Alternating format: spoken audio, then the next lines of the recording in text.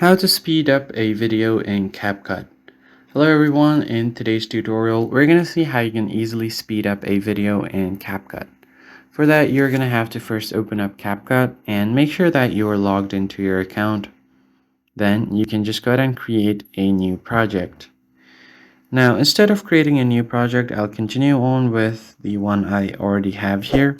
This one right here. I'll just tap on this, and once you have your project open, you could just go ahead and use this. So let me just go ahead and tap on this right here.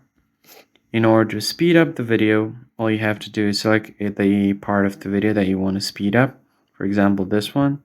This right here is a reverse video, so what I can do is increase its speed.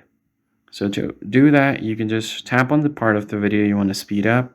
Then you can just swipe right on the bottom of the screen to find the speed option.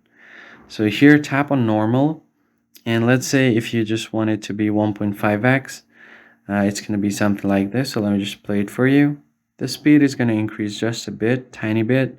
I'll move it to around 2x, so let's see how that looks. I'll just go ahead and play the video, and then from there the balls are coming in a bit faster.